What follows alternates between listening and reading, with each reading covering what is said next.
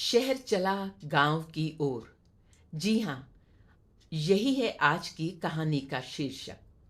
रेखा, कहाँ की तैयारी है? मोनिका जैसे ही रेखा के घर आई तो लॉबी में टेबल पर बहुत सा खाने पीने का सामान और साथ ही अटैची और कपड़े देखे तो उसने रेखा से पूछा। बस 2-3 दिन के लिए गांव जा रहे हैं, रेखा ने बताया। क्या कोई शादी है या किसी पूजा के लिए जाना है? मोनिका ने प्रश्न किया। नहीं नहीं, हम तो छुट्टी मनाने जा रहे हैं। इस बार सोमवार की भी छुट्टी है, इसलिए 3 दिन बन गए, रेखा ने थोड़ा विस्तार से बताया। अच्छा, गांव में छुट्टियां, वह भी बच्चों के साथ? आजकल कौन जाता है गांव में छुट्टियां मनाने? मोनिका ने बहुत ही हैरानी से कहा। हम जाते हैं। सिर्फ हम ही नहीं, 3 परिवार और भी हैं। हम चारों जाते हैं। कम से कम साल में एक बार तो जरूर जाते हैं और अपने दोस्तों को भी प्रोत्साहित करते हैं कि गांव में छुट्टियां बिता के आओ, रेखा ने कहा। फिर 2-3 दिन क्या करते हो वहां? लोग तो घर की शादी में भी टाइम पर ही गांव में जाते हैं और रात को ही अपने घर वापस आ जाते हैं। और वे कहते हैं रात में कौन गांव में रुके, और बच्चों को तो लेकर भी नहीं जाते। मोनिका कहे जा रही थी। रेखा तभी बीच में ही बोल पड़ी। तभी तो, बच्चों को यह नहीं पता कि गेहूं कहाँ से आता है। पूछो तो कहते हैं कि किराना स्टोर से। हाँ, यह तो तुम ठीक कह रही हो। गांव जाते नहीं और वहां रुकते भी नहीं, तो पता कहाँ से होगा? मोनिका ने रेखा की हाँ में हाँ मिलाई। तभी तो हम बच्चों को लेकर जाते हैं। ताजमहल दिखाना उतना जरूरी नहीं जितना जरूरी गांव दिखाना है, जहां असली भारत बसता है, रेखा ने मोनिका से कहा और साथ ही साथ सामान भी पैक करती रही। मेरी बात का जवाब नहीं दिया रेखा तूने, कि 2-3 दिन वहां करते क्या हो और कहाँ रुकते हो? मोनिका ने फिर पूछा। मेरी जेठानी जो गांव में रहती है ना, वह और उनकी 3 सहेलियां अपने अपने घर में हमें एक एक कमरा तैयार करके दे देती हैं। वहीं चारों मिलकर हम लोगों के लिए खाना भी बनाती हैं। हम और बच्चे भी उनकी मदद करते हैं।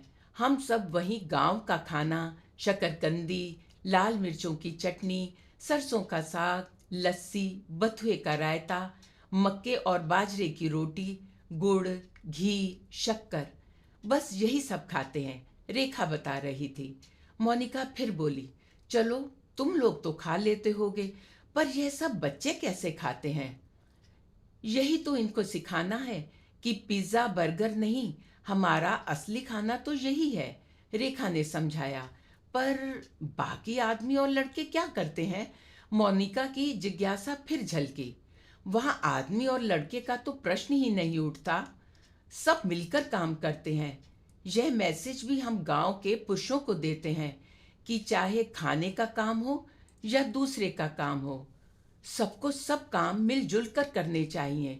कभी ट्यूबवेल पर धमाल तो कभी माँ सती के मंदिर में पूजा, और खेतों में पिकनिक, रात को लोकगीतों का आनंद और बड़े बुजुर्गों से पुराने किस्से कहानी सुनना।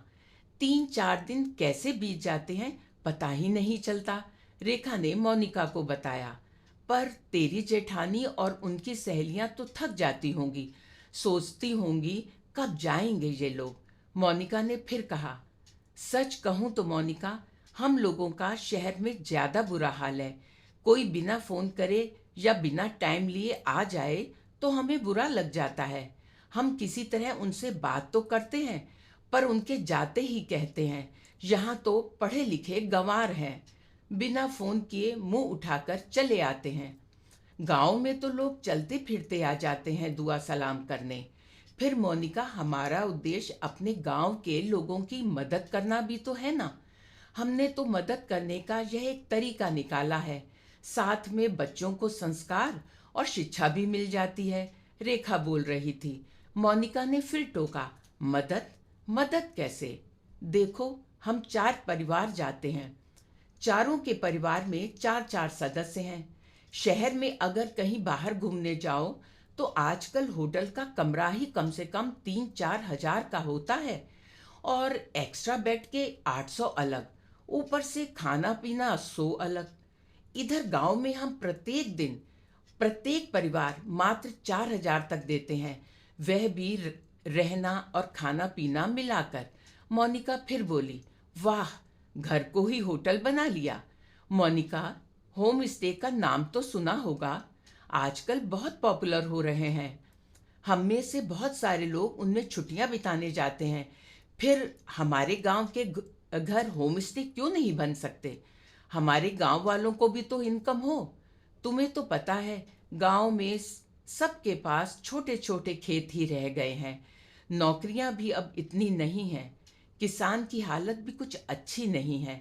सिर्फ बातें करने से या कभी कभी सोशल मीडिया पर जय किसान और किसान आंदोलन जिंदाबाद लिख देने से कुछ नहीं होगा।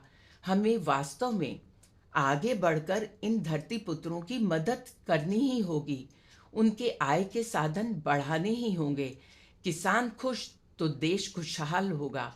जब रेखा लगातार अपनी बात कह रही थी, तभी मोनिका बीच में ही बोल पड़ी, रेखा, तुम कह तो बिल्कुल ठीक रही हो।